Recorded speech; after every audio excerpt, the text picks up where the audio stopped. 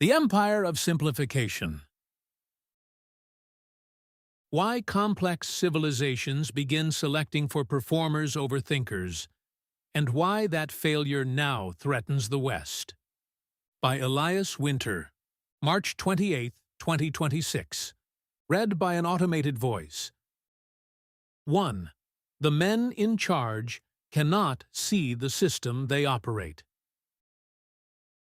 There are moments when a civilization reveals itself not through its ideals, but through the quality of mind it entrusts with power.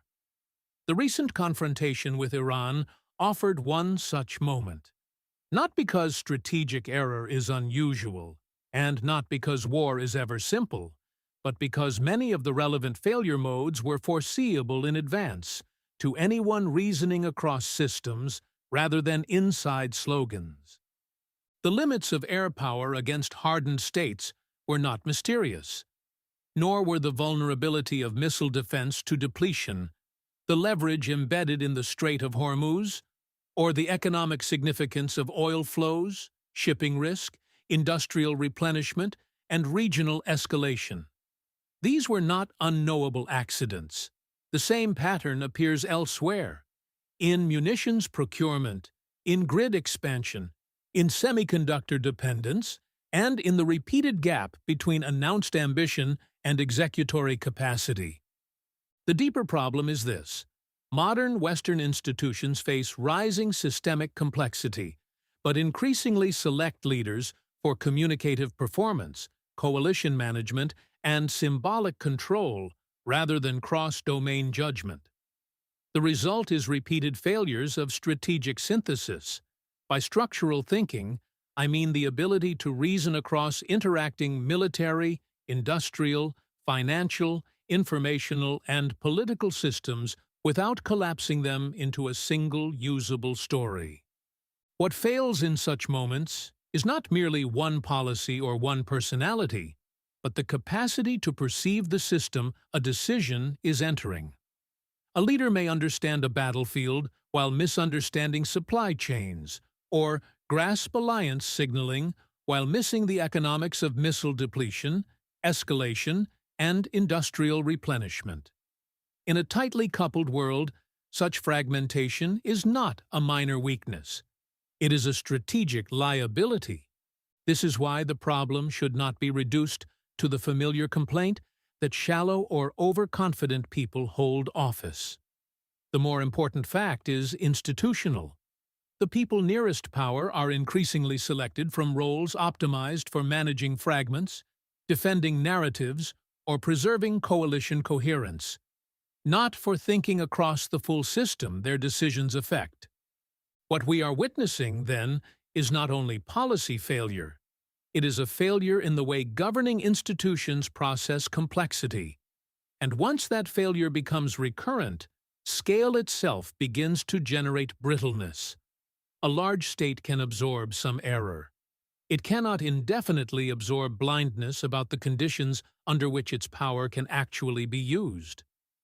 The United States still possesses immense coercive, financial, and technological resources. But resources without synthesis increasingly produce overreach, miscalculation, and delayed learning rather than control. It suggests that the governing architecture is becoming less adequate to the world it must operate in. 2.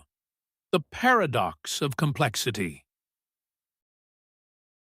We live in an age that requires more synthesis than earlier eras, yet increasingly rewards the opposite.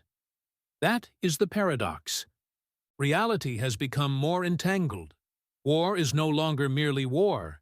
It is war plus shipping, plus insurance, plus semiconductor dependence, plus social media narratives, plus alliance politics, plus energy markets, plus industrial replenishment, plus domestic legitimacy, plus AI-assisted acceleration of perception and response. Climate is no longer merely weather. It is migration, infrastructure, agriculture, insurance, state capacity, and social stability. Technology is no longer a distinct sphere of innovation. It is labor markets, surveillance, military autonomy, data monopolies, propaganda, and electricity demand. The more interconnected reality becomes, the more a serious society depends on institutions capable of structural thinking. It needs organizations that can see how actions in one domain propagate through others. But the modern governing environment rewards compression.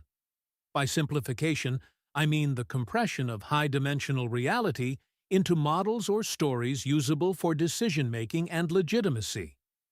Simplification, in itself, is not a pathology.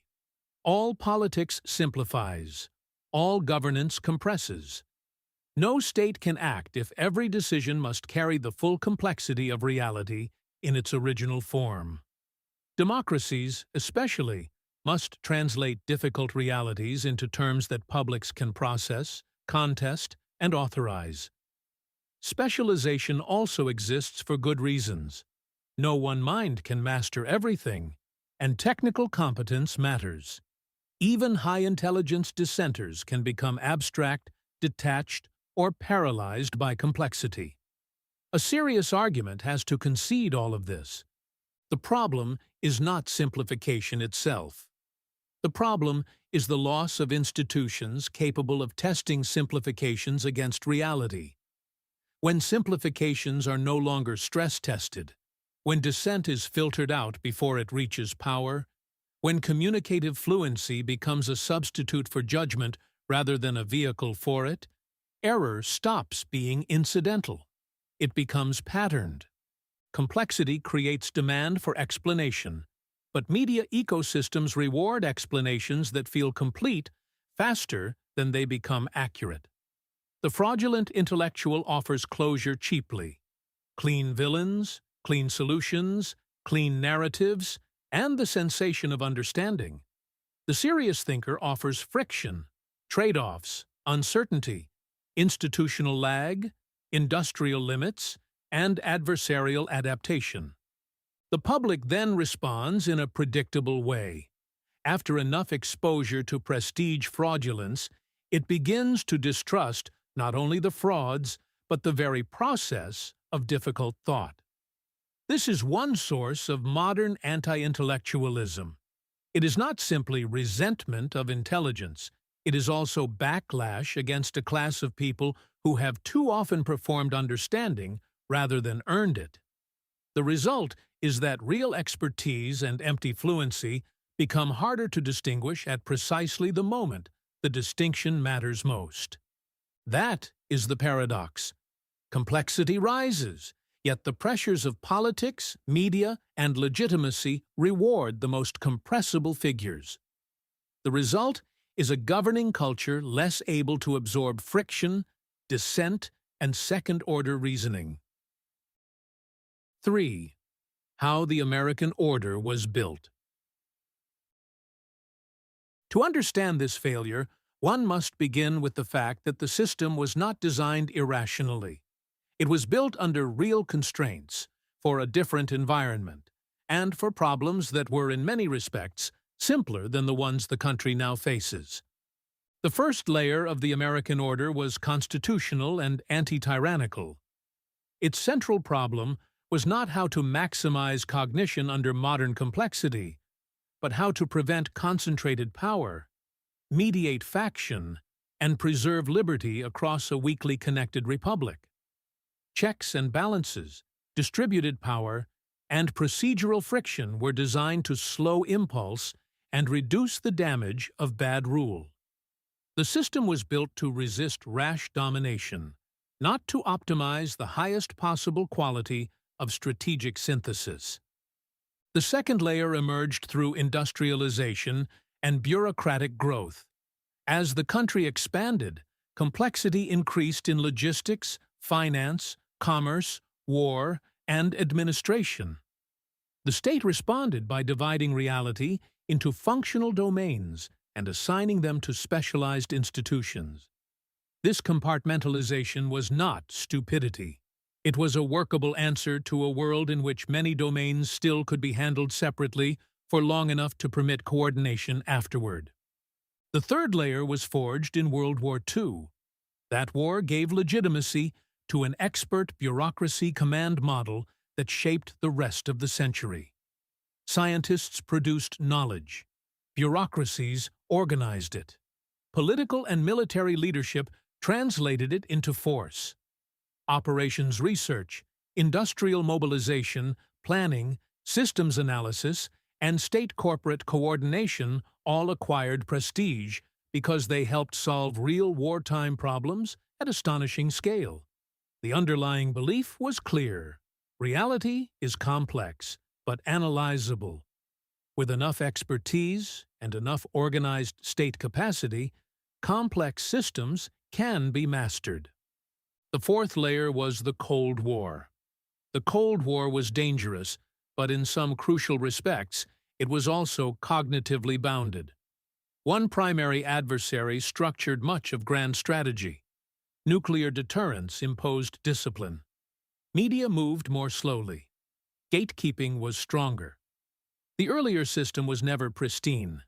Vietnam, bureaucratic distortion, and ideological filtering already exposed major weaknesses. But it was more closely matched to an environment in which complexity could still be partitioned. Information moved more slowly, and decision-makers often had more time between analysis and action. This historical design produced a durable assumption that the world is complex but decomposable. Problems can be broken into parts, analyzed by experts, then recombined into policy. That assumption once worked well enough to be stabilizing. The present crisis begins where it stops working well enough. 4. When the world outgrew the machinery. The old architecture did not collapse because people became suddenly foolish. It became increasingly mismatched to a world whose structure changed. The first change was entanglement. Domains that once could be treated separately now interact continuously. Military conflict affects shipping, insurance, capital flows, public opinion, fuel prices, semiconductor supply, alliance cohesion, and domestic political legitimacy. AI affects labor, censorship, military targeting, electricity demand, and industrial policy at once. Climate pressure reshapes migration, agriculture, infrastructure, insurance, and state spending. The machinery of segmented expertise still exists, but the world it is meant to govern no longer remains politely segmented. The second change was speed. Feedback loops that once took months now occur in days or hours. Markets react immediately. Adversaries adapt rapidly. Narrative frames harden before evidence stabilizes. Public pressure rises before institutions finish thinking. This compresses the time available for judgment and raises the reward for ready-made interpretive frames. Under such conditions, institutions become more dependent on preloaded simplifications precisely when reality becomes less forgiving of them. The third change was epistemic flattening. The expert, the think tank operator, the propagandist, and the media personality now compete in the same informational field. Expertise has not disappeared, but the channels that once separated it from performance are weaker, noisier, and less trusted. This does not merely confuse the public. It also changes elite behavior, because institutions themselves become more sensitive to attention, narrative, and reputational turbulence. The fourth change was narrative saturation. Democratic leadership requires communication. But the problem begins when communicative fluency becomes a substitute for systems judgment rather than a vehicle for it. Leaders now operate under conditions of constant public narration. They must explain, defend, moralize, and reassure in real time. What survives in such an environment is not necessarily what is most true, but what is most compressible into a usable public story. The governing question quietly shifts from what model best fits reality to what story can be maintained without political fracture. The fifth change was asymmetric adaptation. States such as Iran and other actors facing materially stronger adversaries do not need to win symmetrically. They need only exploit the simplifications of larger powers. They can use dispersed infrastructure, underground systems, cheap offense, choke points, strategic patience, and tolerance for pain to punish models built on quick dominance and visible targets. In this sense, asymmetry is not merely a battlefield tactic. It is a way of weaponizing the cognitive habits of overconfident powers. The same pattern appears outside foreign policy. Munitions procurement exposes the gap between budgetary commitment and replenishment capacity. Grid expansion shows how a society can speak grandly about AI and electrification while failing to build transmission, substations, and generation. Semiconductor and critical mineral supply chains reveal how rhetorical leadership can coexist with upstream dependence. Public health and infrastructure delivery show similar failures of cross-domain execution. The old machinery still runs, but it now runs inside a world more entangled, faster, noisier, and more strategically non-linear than the one it was designed to manage. That is the mismatch. 5. The selection crisis. Once the environment outgrew the machinery, a second crisis intensified the first, the crisis of selection. By selection, I mean the institutional process by which certain traits are promoted into influence and others screened out. A serious state does not merely accumulate specialists. It builds institutions capable of integrating specialized knowledge into coherent judgment. Expertise is necessary, but it is not enough. A missile engineer is not a grand strategist. A macroeconomist is not an industrial planner. A diplomat is not a logistics analyst. A media-savvy politician is not a systems thinker. What matters is whether the state can connect domain knowledge to decision-making without flattening it into factional theater or bureaucratic convenience. That is increasingly where the failure lies. The contemporary governing order rewards people who can speak quickly, maintain narrative coherence, reassure coalitions, survive scrutiny, and project decisiveness under uncertainty. Those capacities are not worthless, but when they become the dominant pathway to influence, they crowd out other qualities the age now requires: depth, patience, conditional reasoning, discomfort tolerance, and the ability to trace second-order effects across institutional and material systems. Why are such people often sidelined? Because they introduce friction. They say that a desired outcome may not be feasible. They question timelines, expose hidden costs, and reopen premises that institutions would prefer to treat as settled.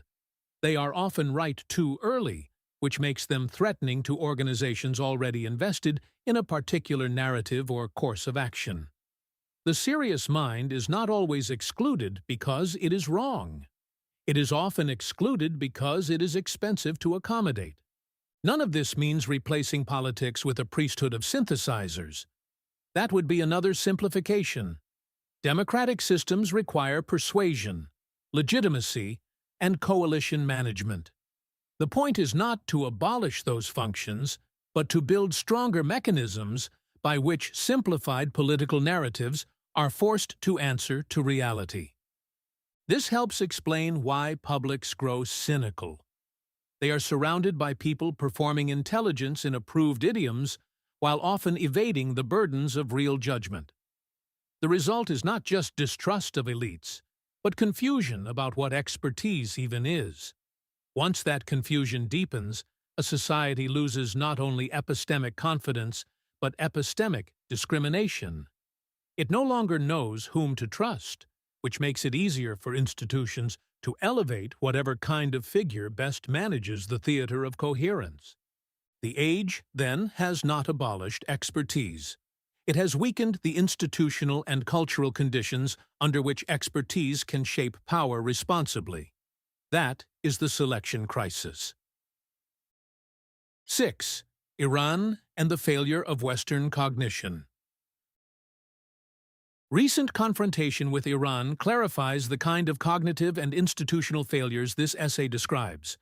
It should be treated as a revealing case, not as the sole proof of the argument. What seems to have been underestimated were not exotic possibilities but familiar structural constraints.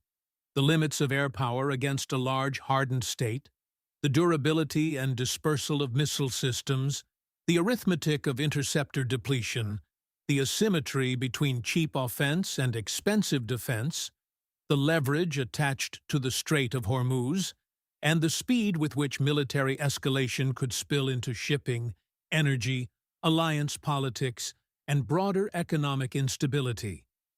These were not black swan surprises. They were the kinds of considerations any structurally serious approach should have foregrounded. That does not mean every dissident analyst was right in every respect. Not every outside critic deserves retrospective canonization, and warnings still require filtering, comparison, and institutional judgment. But the existence of disagreement is not the point. The point is that many first-order systemic questions were plainly visible, yet the governing process did not seem equipped to weight them adequately.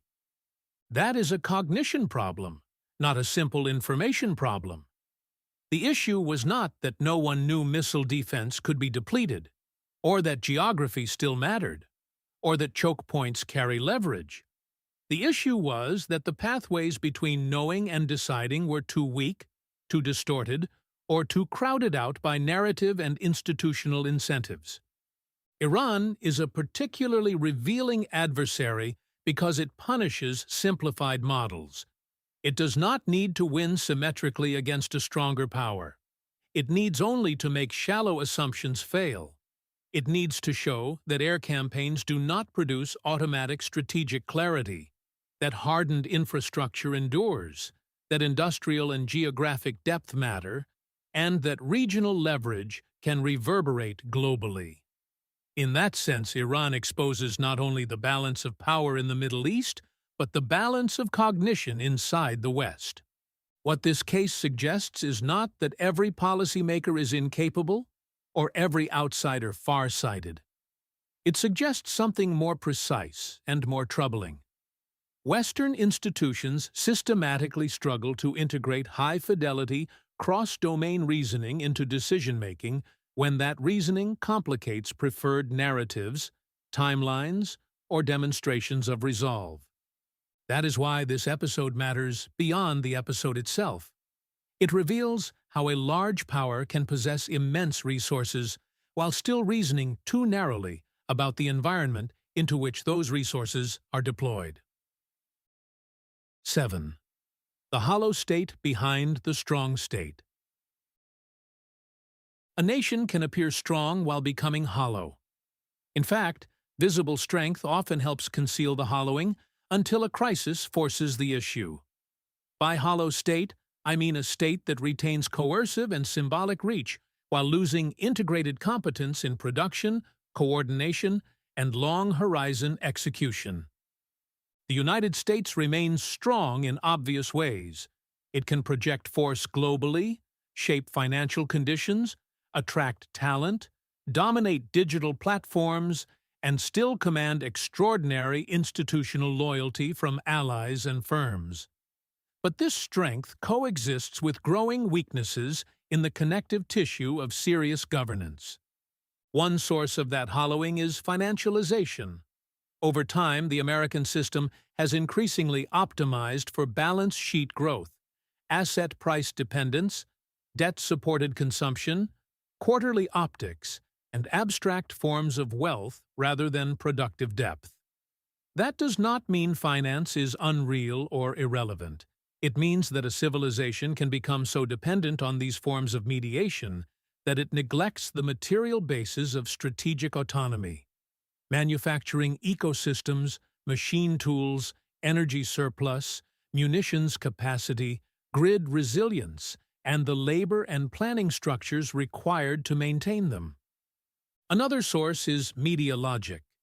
A ruling class operating under conditions of permanent publicity gradually learns to substitute visibility for seriousness. Time that might once have gone into judgment is consumed by signaling, preemption, and narrative management. Leaders become increasingly fluent in explanation and less practiced in serious internal judgment. The problem is not simply dishonesty. It is the conversion of public life into a regime where maintaining the appearance of coherence becomes a central governing task. A third source is uneven state capacity.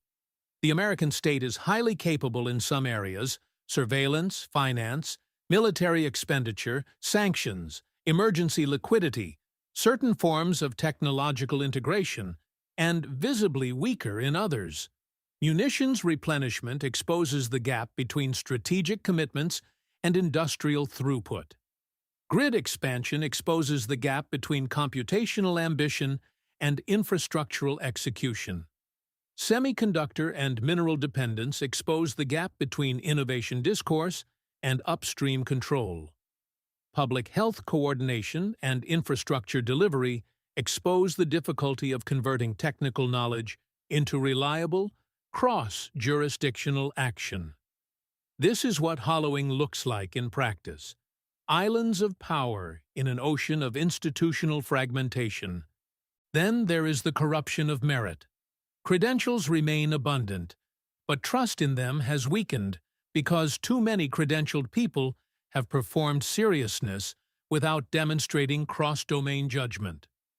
Once prestige becomes detached from reliable synthesis, elites lose legitimacy faster than they lose access. That is politically dangerous. A society can survive some elite failure. It struggles to survive a situation in which elites remain self-assured while becoming epistemically unconvincing to the public they govern. This is why the present problem cannot be understood as a simple left-right dispute or as a temporary defect of one administration. The hollowing is broader. It concerns whether the state can still connect knowledge to execution, production to strategy, and expertise to judgment under conditions of real complexity. 8. The pivot, from symbolic power to productive power. If America cares about preserving its position, the pivot it needs is from symbolic power to productive power. By symbolic power, I mean prestige, rhetorical control, financial abstraction, media dominance, and the appearance of command detached from sufficient productive depth. By productive power, I mean the material and institutional capacity to build, replenish, coordinate, and adapt under stress. Energy, grids, munitions, machine tools, semiconductors, logistics, industrial labor, and the planning systems that connect them. The first pivot must therefore be material. The country needs more than slogans about competitiveness or leadership. It needs energy abundance, transmission, generation, and grid resilience. It needs industrial ecosystems capable of sustaining munitions production, infrastructure delivery, and technological manufacturing. It needs machine tools, shipping capacity, processing capacity, critical minerals, and the skilled labor required to keep these systems functioning. In an era of AI, geopolitical rivalry, and supply chain vulnerability, these are not background details. They are the substrate of sovereignty. The second pivot must be cognitive. Institutions need stronger mechanisms for integrating dissent, red-teaming assumptions, and forcing preferred narratives to answer to material constraints. A serious state protects pathways by which uncomfortable domain knowledge can reach decision-makers before failure becomes the only instructor. That does not mean handing rule over to specialists. It means building better interfaces between expertise and judgment. The third pivot must be one of selection. The country cannot keep elevating the most televisual, coalition-safe, message-efficient figures into roles that require synthesis, restraint, and systemic reasoning. It needs leaders who can communicate, yes, but who are not trapped within communication as their primary mode of cognition. It needs institutions that reward judgment, conditional reasoning, and long-horizon seriousness rather than merely public fluency and factional usefulness. The fourth pivot must be civic. A democracy cannot remain serious if its public has lost the patience for serious explanation. Citizens do not need mastery of every technical field, but they do need enough civic adulthood to endure complexity without demanding instant emotional closure. The challenge is not to eliminate simplification, politics, or rhetoric. It is to rebuild institutions that can connect judgment to power under conditions of real complexity. Without that, scale itself becomes fragility. Elias Winter, author of Language Matters, a space for reflection on language, power, and decline. Thanks for reading Language Matters. Subscribe for free to receive new posts and support my work.